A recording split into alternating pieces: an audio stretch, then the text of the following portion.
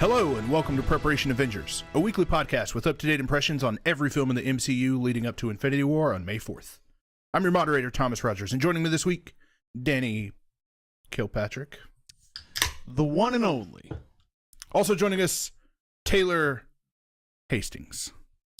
The awkward pause is awkward. Because I keep wanting to put names in there, but I didn't think about it beforehand. Oh, okay. Man. Fair enough. Talk about Tommy forgot to take his prep this morning. I did not take my prep, correct. And rounding out our panel this week, from right here in Austin, Texas, Paul Burns. I like to be referred to as Paul Thor Burns. We're going to call you Paul Thor Burns then. You know what else is great? That prep joke. I think I made that exact same joke on the one that didn't get recorded. Yeah, go ahead and You want to talk about that? Yeah, please do. Tell us all about it. Why this episode is 1 week late. So I really hope that nobody's looking forward big time to a straight Thor episode, because you're not going to get it. What you're going to get is basically a quick recap of what we called, and this hurts so much too, what we thought the best episode we've done yet was. You're gonna get a quick recap of our thoughts on that, because we had a new microphone set up that sounded great, hopefully like this one does, but we forgot to change. I mean, it's like in Christmas Vacation where it's like that one switch wasn't flipped. Yeah. And so we recorded an entire episode on mics that were halfway across the room that we weren't meant to be using. We did it live, and no one decided to say anything either, which was great. So here's one thing I want to call out is that every good television show that does live broadcast, every good podcast that does live broadcast, they all have that classic lost episode that they all refer to. We have one for Prep 8. And exactly. So I just want to say, hey, man, this is Prep Adventures. We've gotten good. Real. Yeah. That's right. We've reached our good level. We're going to do this a little bit differently. We're not going to have the whole rigmarole or anything like that. We're just going to go over our impressions of Thor, give our scores. We had a new segment that we added last week that we're going to touch on again this week, and then we're going to close it out. So hopefully it won't take us too long. So, Taylor, you were not on last week, so what'd you think of Thor? Thor overall, I was happy that it introduced the galactic piece, opening up the to more things out there. We get exposure to Loki, to the Einstein space bridge, whatever that is actually called. Yeah, the thing that Hermes runs. Heimdall. But thanks for playing. It's the Rainbow Bridge or the Bifrost. Overall, most of the characters that were introduced, phenomenal. Enjoyed a lot of them. Not enough Kat Dennings cleavage at all. That was something that was discussed last week as well. It was discussed At ad nauseum. It was a lot. I think most of the CGI in this movie was probably trying to cover up those mounds. Isn't that a disgusting word to describe tits for?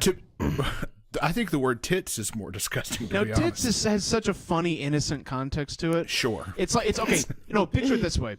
It's like in 1950s. I was watching The Nick, and that takes place in 1900, and they refer to their genitals as I fondled her sex, and it's that's just a creepy. It just sounds fucked up, but pussy, that's funny and innocent. Comparatively, you could say I think it depends both on who you are. inappropriate, perhaps. One just sounds unintentionally just fucking weird, though. I like mounds better than Thor, everybody. Yeah, Thor. I spent most of Thor wondering about how I prefer to refer to genitalia.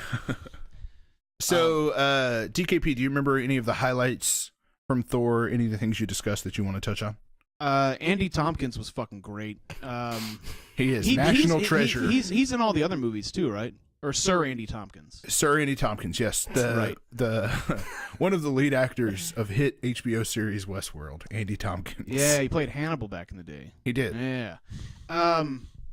No, he was great. Idris Elba was by far the best character in that Are you movie, serious? I don't remember you saying he was Hermes, the best character. Every time he was on fucking screen was killer. I loved it. I have to agree, Heimdall was absolutely one of the best characters. He was great, but was he the best character? I mean, think of all the ones in there. Yeah, probably. Didn't you like that 7 seconds of Hawkeye doing nothing? No. So we did touch on that last about week. sums up the 2.5, 3 minute long Hawkeye discussion. Because that was about it. We did go off on Hawkeye for quite a while in the Lost episode. Yeah, Which I guess, like, in retrospect, we didn't need to. You could just say, like, did you like the 7 seconds of Hawkeye? No. No. All right, we can move on. I mean, then. you can understand why it was necessary for that to have. No, I don't. Nope.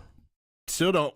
That scene could have been missing from the movie, and you could have just introduced him again somewhere You could have else. put him. You could have had the exact same scene, but put him in like Iron Man or Captain America, and like he could have been the guy that like.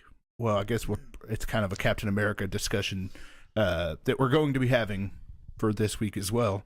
But you could have had him be the person who introduced Cap like to New York or something like that. I will say I'm super glad they got rid of his cherry picker. Like in this movie, he seemed to really like being in his little cherry picker, and like I can imagine them going on and on with that. And like he would drive around with his cherry picker driver, and he'd say, "Get me up high so I can it's shoot like my arrows." it's like what is that Green Hornet, where it's like Bruce Lee with like dressed like in a little suit. Yeah. That's his cherry picker driver, and he's like, Yeah. "Come on, Boombo, we gotta get out of here. We gotta get out of here. We have to go shoot Boombo? some bows and arrows. Shoot both of them." Pep, what do you think of the action in Thor? All right, so the action in this movie was excellent. I loved Thor. I just want to go on the record. I super enjoyed it. I loved it way more this time than I even enjoyed it last time. This movie got better for me. I had a bunch of complaints about it that I didn't have, and one of the things that I loved about this movie was the action in the beginning of this movie. Yeah, When you go that was to the thing. Jotunheim?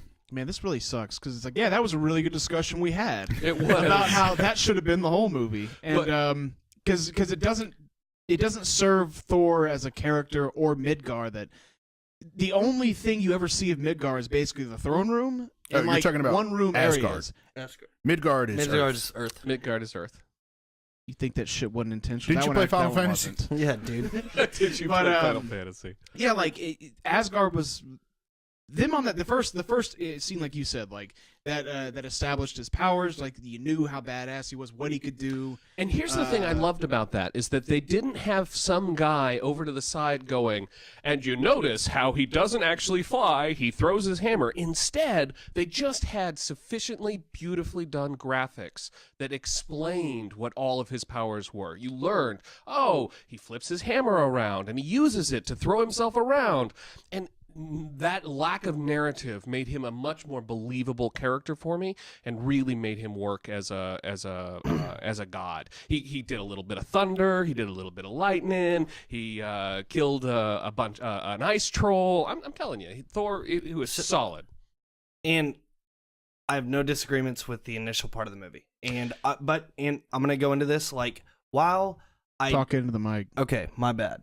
While I think that at the end there was a lot of failure, I think that it was the story went in the right direction to get him from ridiculous, arrogant prince, soon to be king, kind of, doesn't have an understanding of what it means to have humility or to rule. Right. All of that was great. I like that he was tossed to a world. He lost his powers and had to gain an arc. appreciation. He had a character arc. Yes, and we saw natural growth, but all of the rest of the BS involved with that, I just didn't like it. It's like Natalie Portman's portrayal. Yeah, I don't know if it's her Let's fault. hold up on Natalie Portman, because I think we should go over that. That's a separate topic. But I want to call out that his arc was brilliant, and I appreciated it more this time. In Ragnarok, I thought that his character was totally out of left field. But going back and watching Thor, I saw a lot of the aspects of Thor's character in his arrogant asshole frat boy self, right? That person, I see him again in the Thor Ragnarok humorous version of Thor, and it made Thor Ragnarok so much better for me having seen this movie. So I just wanted to call that out. For sure. I want to say that I love Natalie Portman as an actress, and I really have enjoyed her acting, and she was awful in this movie. Yeah, and it's the small things, right? So when he gets his powers back, and he's like, "Do you want to go see the Sky Bridge or whatever?" And he grabs her. It's the facial expressions and the way that funny. like when he goes back to being the god of thunder, right? It's like, oh my God! So like what the. I actually really, that was the one scene I thought she acted really well in, because I love. Is this what you normally look like? Is this what you? I loved the Natalie Portman sploosh. I just thought that she pulled. Yeah, he's like, That's what on Asgard we call hurting for thine squirting. So It was uncomfortable that we talked about that. Like it was, but that worked for me in comparison to her nerdy self.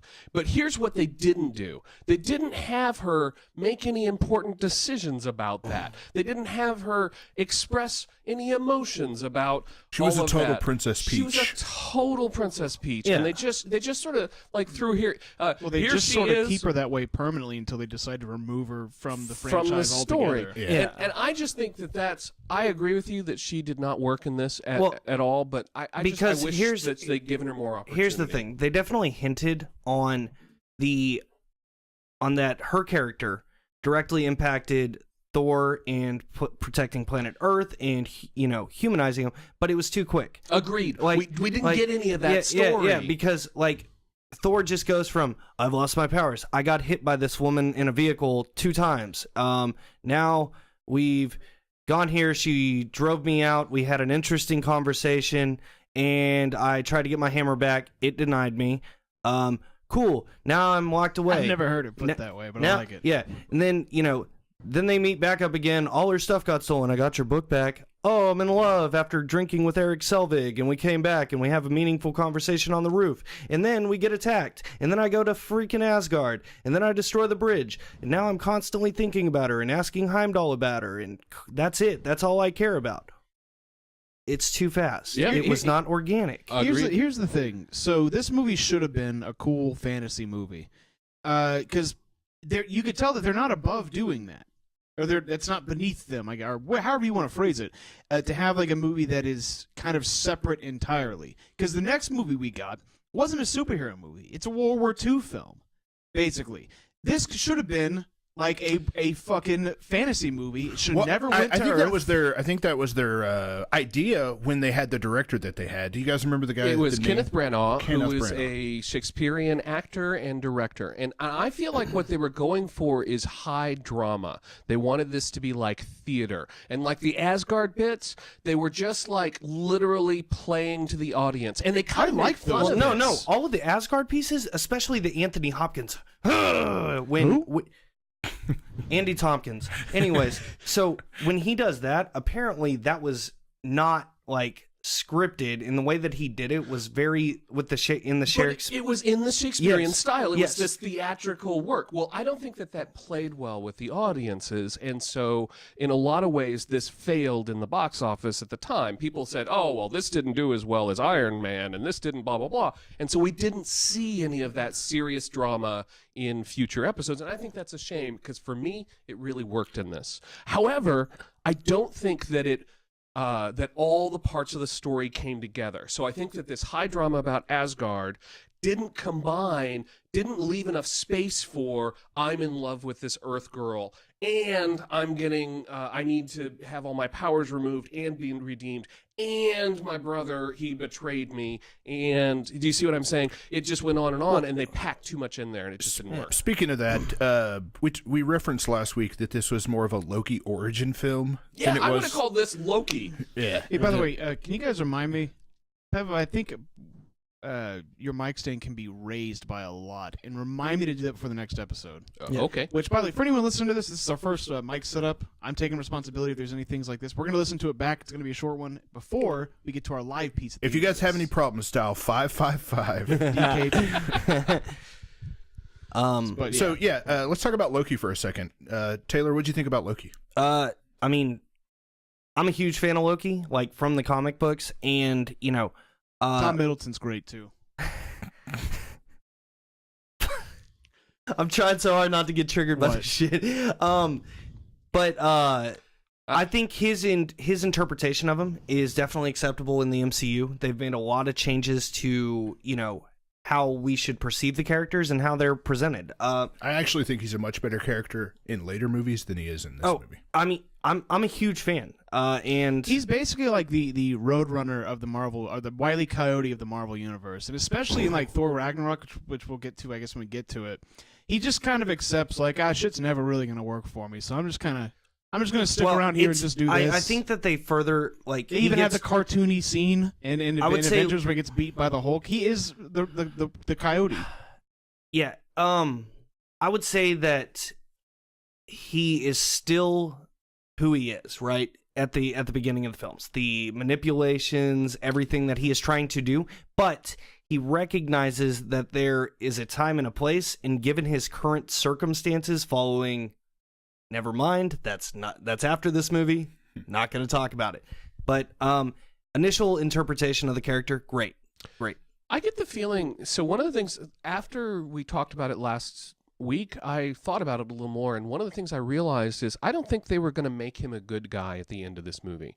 I think that they were pointing him at being the ultimate bad guy, For and sure. I think that people liked him so much as a character that they had to redeem him a little. Yeah. But I was thinking about, like, that final scene, which I know we're going to get to, they really set him up to be just evil, and he did such a good job as an actor of playing this part that we sympathize with him. Up until the point where, Odin has grabbed Thor by his leg and Loki's holding onto the scepter and everything like that, and he, says, "Father, I could have done it for all of us."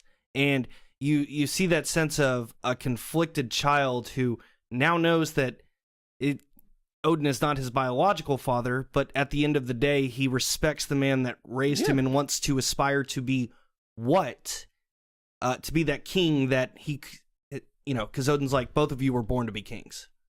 Absolutely. That being said, he was a little bitch boy about it, though. You know how many people find out every day they're adopted and are like, might be a little difficult, but they don't try to destroy the fucking world? Well, I mean, even at the end of the day, like, it seemed like he was, trying to betray Odin and get him murdered. But guess what? He used that to kill Lothi, king of the his Frost dad. Giants. Yeah. That's one of those bits where it's like, it makes sense. If this was any character but Loki, I would be like, that's fucking stupid. It'd be like the Star Wars bit where it's like, yeah, if you just told him the plan, it probably would have been fine, right? Yeah. But, if you're keeping with the whole god of trickster mythology sort of goofy shit, then, like, it works perfectly for his character. I think so, too. For his plan to be that convoluted. I mean, one of my favorite pieces was the, I was just trying to ruin my brother's big day and prevent him from, ascending to the throne. Well, and I think that that's the thing, is that Loki is very much Loki in this movie, and that it helps us understand who his character He is very low-key. I'm with you. Get it, fellas? But You made that same joke in the last. Really? Good thing you injected it back into this one, or people could have missed it. That was the one thing I wrote down. It's like, gotta bring that back. Sorry, I know I'm drawing this out. I just think that he was very well done, and that we came to understand that Loki was going. So, like Loki, the continual joke is that Loki makes himself an illusion, and that Thor falls for it every single time. But I think that Loki is as much trapped in that as Thor is. Not only will Thor fall for it every time, but Loki's going to try it every time too, and that's really the sad part about it. Is that he's just going to try and fool his brother and take power because that's just what he is. All right, let's score this film, guys. Oh, one last thing. Yes. I'm so glad they put the horns in. That was a huge thing for me. Yeah, supposedly it was a pain me in the too. ass to wear. Sorry, I don't mean to jump onto something you just said. I just want to make sure I touch on the part where Thor goes into the pet store and asks for a horse. Oh, yes. And then he changes it. He's like, give me the biggest dog you have, or the one that you can ride, or whatever. I thought that was great. I found that there was a lot of humor in this. I know you called it out before, but I swear, I will laugh at Natalie Portman running over Chris Hemsworth with a truck every time he does it. I was every time completely fine with that. It was just those other really weird interactions. So they're both Anyways, I'm done. Yeah, I'm good. They're both basically Wile E. Cody. Yeah, kind of both are. So yeah, we have our scores from last week, but Taylor, we I'm should have interested in Taylor hearing do yours. his, yeah. All right. Remember, it's on a 10-point scale, 1 to 100 kind of thing. So like a 8.7 is the type of score. want to see other people's score. He wants to see his previous. I want to score. see my previous. So your previous score was a 6 for Iron Man 2. Thor gets a 7. All right. That's awesome. All right, so I'm going to just read the scores. Yeah, go if that's for it. all right? Yes, please. So the previous scores for Thor were Pebiv with an 8.2, DKP with a 7, Idafy with a 7, Major Tom with a 7.5, and Tasty with a 7. This is very much a 7 movie. Yeah. It's a definite 7.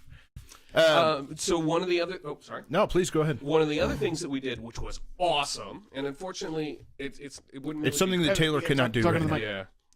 Yeah. One of the things we did was awesome is we made an estimate of what we thought our score for Captain America was gonna be for this week. So I'm gonna go ahead and read that off. DKP guessed that he's gonna rank this a 9.5. Major Tom a 9.5. Idafy a 9.0, and Pebiv a 9.2. So listen to. Had to be the outlier, didn't you? I'm trying.